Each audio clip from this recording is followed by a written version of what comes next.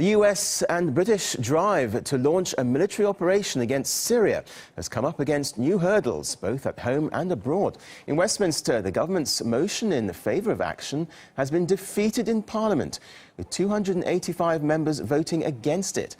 In the course of a lengthy debate, David Cameron told MPs it was highly likely the Assad regime was behind a recent chemical attack, but there was not 100% proof. Well, let's get more now from RT's Sarah Firth in London. Sarah, a bit of a blow for the British government there. Well, a crushing blow for the Prime Minister, David Cameron, as that government motion on possible military action in Syria defeated.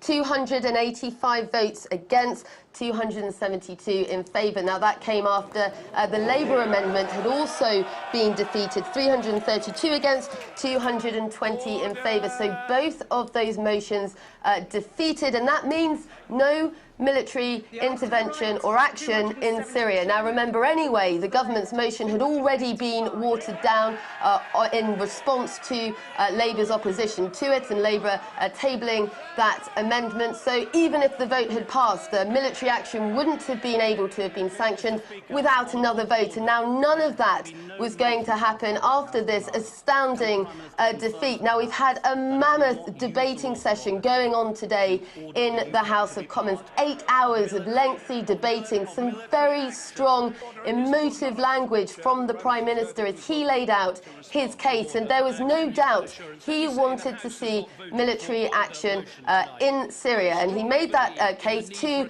the House, and not only not able to convince the opposition, but indeed members of his own party, as that vote reflects. Unable to bring unity, unable to bring any consensus here. And responding to that outcome, the Prime Minister said the House has not passed the motion. The British Parliament, reflecting the views of the British people, it does not want military action.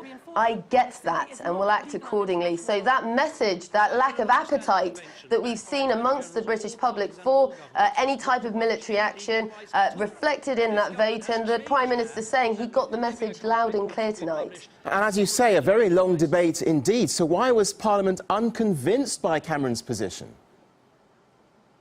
Well, if we just recap what they were actually debating on, because you had those two motions. So you had the government's motion, which had called for a humanitarian response from the international community that could require military action. Now, the Labour amendment to that had said that the case for military action had not been established. So the Prime Minister really trying to make his case today for why we should go ahead. Earlier in the day, they'd had the intelligence dossier published. A lot of people critiquing the information on that, saying too little rather, in the way of actual hard evidence. Now, the Prime Minister responded to that point, and that was very much the opposition's stance, that more evidence was needed before anything could be decided. Let's take a listen to some of the points that he made.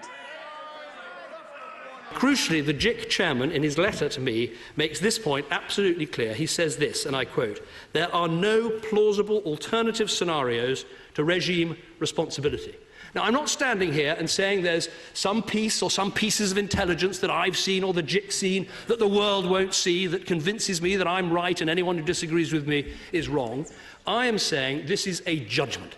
We all have to reach a judgment about what happened and who was responsible.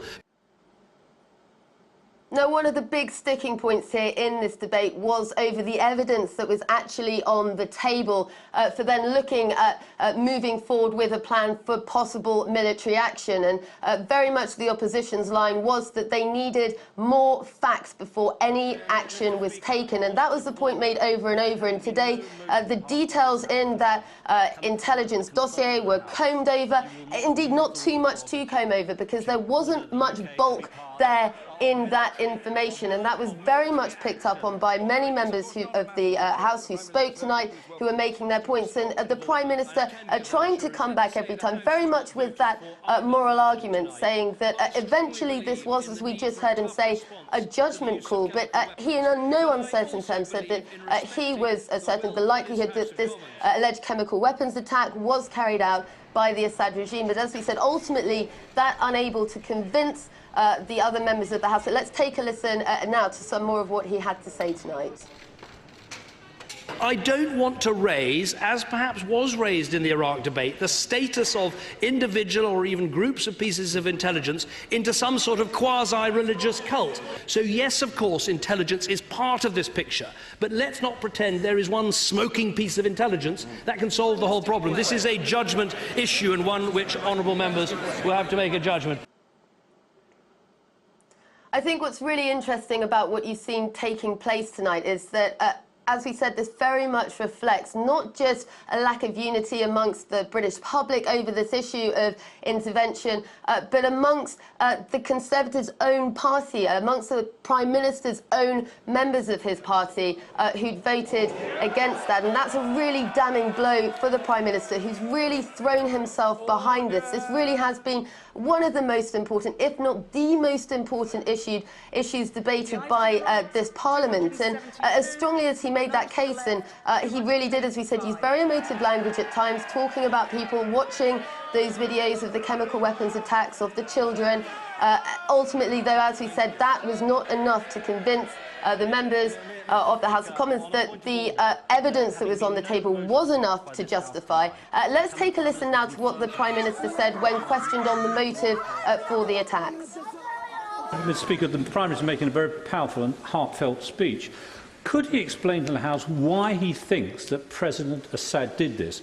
There seems to be no logic for this chemical attack, and that is what's worrying some people. I think if he reads it's a very good question, if he reads the JIC conclusions, this is where they find the greatest difficulty of ascribing motives. Now, lots of motives have been ascribed, but in the end, we can't know the mind of this brutal dictator. All we can do is make a judgment about whether it is better to act or not to act, and whether to make a judgment about whether he's responsible or not responsible. In the end, these are all issues of judgment, and as members of Parliament, we will have to make them.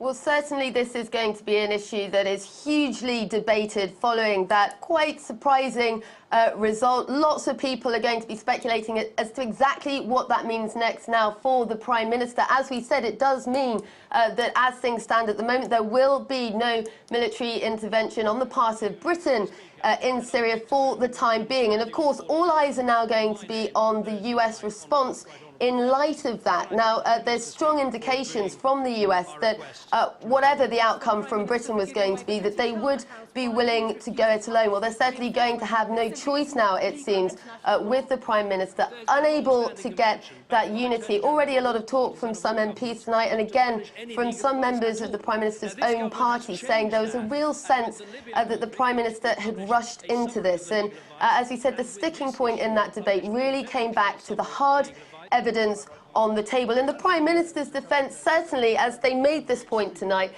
the mistake that they were trying to avoid was to not lay all the cards on the table, to have this as transparent and openly debated as possible. Well, that certainly was what happened, but it's obviously backfired because, as we said, that crushing defeat dealt to the Prime Minister tonight, and his words at the end, really resounding with the Prime Minister, obviously, that point that there was no appetite for military intervention at this point really hammered home to him in the vote. OK, RT Sarah Firth in London, thanks very much.